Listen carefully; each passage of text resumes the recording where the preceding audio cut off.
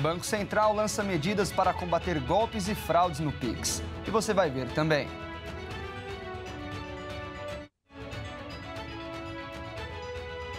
Em um único dia. E ainda, mortes por inundações na Ásia passam de 1.000. Essas e outras informações você acompanha agora no Redação Hit. Olá, bom dia. Agora são 11 horas e 30 minutos pelo horário de Brasília. Um ótimo começo de semana para você que decidiu ficar bem informado na edição da manhã do Redação Hit. Vamos acompanhar os destaques deste dia 1º de dezembro. Começa a vigorar hoje mais 2 medidas do Banco Central de proteção contra fraudes e golpes no Pix. Uma delas prevê acabar com as contas bolsão, usadas em esquemas criminosos, e a outra vai permitir que clientes bloqueiem a abertura de chaves Pix no seu nome. Vamos conferir.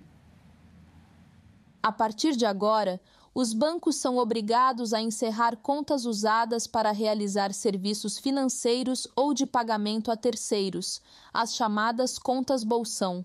Esse modelo, que impede o rastreamento do recurso, foi detectado tanto na Operação Carbono Oculto, que apurou um esquema de lavagem de dinheiro da facção criminosa PCC, como na Poço de Lobato, que mirou o grupo Refit, maior sonegador de impostos. A outra medida é o BC Protege Mais, serviço que permite às pessoas, de forma facultativa, ativar a proteção quando não desejarem a abertura de contas em seu nome ou a inclusão em contas de outras pessoas. É um sistema eletrônico que os clientes de banco poderão acessar por meio do Meu BC, para solicitar que não sejam abertas contas em seus nomes, nem que sejam incluídos como titulares ou representantes em contas de terceiros. O BC Protege Mais é o sistema de comunicação de restrição. Há contratações no Sistema Financeiro Nacional em que o cliente pode registrar a solicitação de forma facultativa para que não sejam abertas contas em seu nome. Além disso, os clientes podem também pedir para que não sejam incluídos como titulares ou representantes em contas de terceiros. As medidas fazem parte de um pacote de ações para aumentar a segurança do sistema de pagamento instantâneo do Banco Central. Em novembro, o Pix passou a ter funcionalidade para rastrear o caminho dos recursos por várias contas e compartilhar as informações com as instituições financeiras envolvidas. O Banco Central informou hoje que o Pix bateu um novo recorde ao registrar mais de 297 milhões de transferências. A Black Friday e o pagamento do 13º salário ajudaram a impulsionar. O Pix bateu um novo recorde ao superar 297 milhões e 400 mil transações em um único dia. A nova marca foi registrada na última sexta-feira, data limite para os trabalhadores com carteira assinada receberem o 13º salário. De acordo com o Banco Central, esse foi o processamento de um valor financeiro de 166 bilhões de reais. Esse resultado é mais uma demonstração da importância do Pix como infraestrutura digital pública para o funcionamento da economia do país. O recorde anterior havia sido alcançado no dia 5 de setembro. Na ocasião, o quinto dia útil daquele mês resultou em 290 milhões de transações pelo Pix. Criado em novembro de 2020, o Pix já é a forma de pagamento preferida do brasileiro. Segundo o levantamento realizado pelo Banco Central, o meio de pagamento instantâneo é usado por 76,4% da população, superando o uso dos cartões de débito, crédito e do dinheiro. E o orçamento de 2026 é uma das pendências que o Congresso precisa resolver até o início do recesso parlamentar, marcado para começar em 23 de dezembro. A medida não deve ser deixada para o próximo ano, porque um dos interesses dos parlamentares que querem concorrer à reeleição é o Fundo Especial de Financiamento de Campanha, conhecido popularmente como Fundo Eleitoral ou Fundão. De acordo com parlamentares, o valor deve ser o mesmo da última eleição, cerca de 4 bilhões e 900 milhões de reais. A Comissão Mista de Orçamento deve propor o congelamento do montante, sem nenhum aumento real. A comissão aprovou Em 30 de setembro, uma instrução normativa para aumentar a reserva do fundo eleitoral do orçamento do ano que vem. O valor, no entanto, deve ser o mesmo das eleições municipais de 2024. Existem propostas que prevê que, para contemplar todo o valor para o fundo eleitoral, haverá corte em outras despesas previstas no orçamento de 2026, como de 2 bilhões e 900 milhões de reais, a menos para emendas parlamentares de bancada e 1 bilhão de reais a menos nas despesas discricionárias, aquelas que o governo pode decidir para onde vai o montante. A Lei de Diretrizes Orçamentárias, por exemplo, ainda precisa ser votada. O conjunto de diretrizes estabelece como o governo federal deverá gastar o orçamento do ano seguinte. Entre elas, está o estabelecimento do superávit nas contas públicas, ou seja, a folga que o governo terá no orçamento anual. E olha só, o Ministério da Educação paga nesta segunda-feira a 9ª parcela do programa Pé de Meia de 2025 aos beneficiários nascidos nos meses de novembro e dezembro. O programa federal é voltado aos estudantes do ensino médio inscritos até 7 de fevereiro de 2025 no Cadastro Nacional de Programas Sociais do Governo Federal. Eles devem estar matriculados na rede pública regular e ter entre 14 e 24 anos de idade ou na modalidade Educação de Jovens e Adultos, com idade de 19 a 24 anos. Todos precisam ter cadastro de pessoa física regular. Para ter direito ao benefício do incentivo frequência, os alunos devem ter presença mínima de 80% nas aulas. Nesta nova etapa, a Caixa Econômica Federal, responsável pela gestão dos recursos repassados pelo Ministério da Educação, aponta que, ao todo, cerca de 3.200.000 estudantes de escolas públicas receberam o benefício no valor de R$ 200. O presidente Lula vai receber representantes das forças de segurança do Distrito Federal e entidades na tarde desta segunda-feira no Palácio do Planalto. O evento vai celebrar a sanção do PLN 31/2025 que, entre outros temas, modifica o orçamento de 2025 para elevar o total dos recursos para garantir o reajuste nos salários da Polícia Civil, da Polícia Militar e do Corpo de Bombeiros do Distrito Federal. Em seguida, o presidente Lula vai assinar a medida provisória que autoriza as recomposições salariais, que variam de 19,60% a 28,40%, aplicados em 2 parcelas entre 2025 e 2026. Os reajustes serão incorporados aos contra-cheques de dezembro e janeiro. Além dos sindicatos, vários políticos do Distrito Federal trabalharam para viabilizar o reajuste dos policiais civis, policiais militares e bombeiros do Distrito Federal.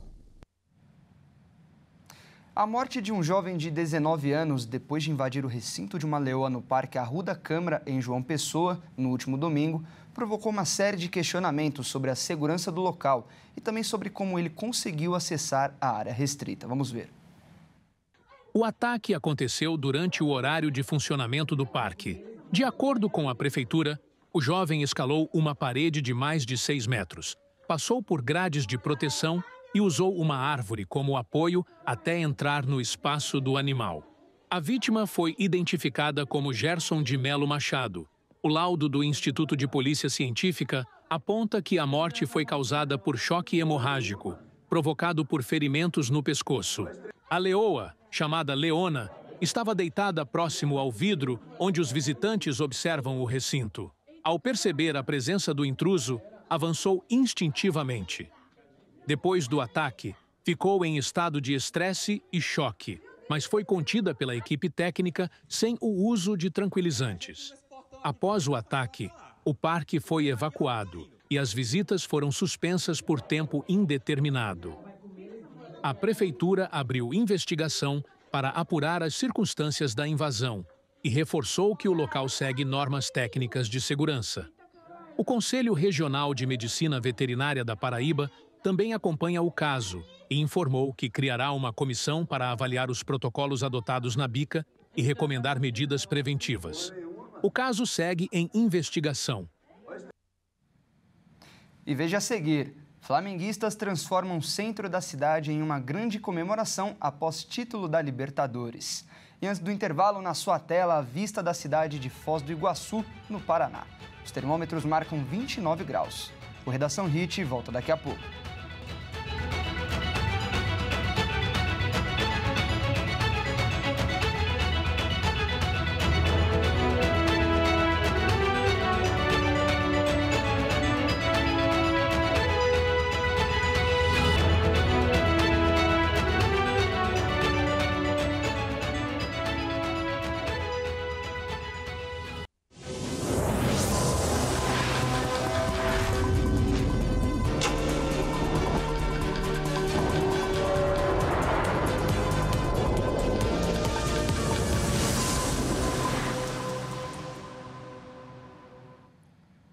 O balanço das catastróficas inundações que atingiram nos últimos dias Indonésia, Tailândia, Malásia e Sri Lanka aumentou.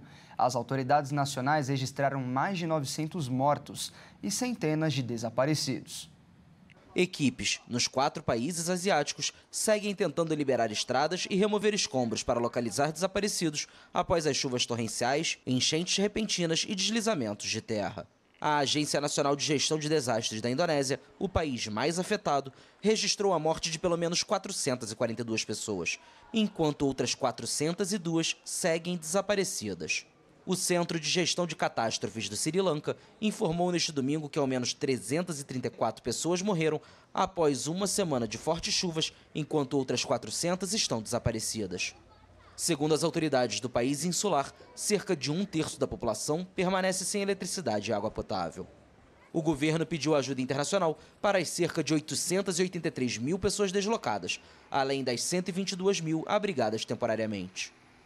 Na Tailândia, onde pelo menos 162 pessoas morreram em uma das piores inundações da década, as autoridades continuam distribuindo ajuda a dezenas de milhares de desabrigados. Na Malásia, as inundações que submergiram grandes áreas do estado setentrional de Perlis deixaram 2 mortes.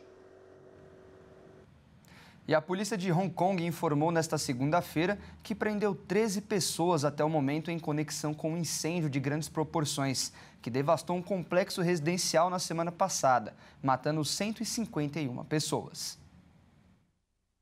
As prisões foram feitas sob suspeita de homicídio culposo, enquanto os investigadores tentam descobrir o que causou a rápida propagação do incêndio catastrófico no complexo de arranha-céus residenciais.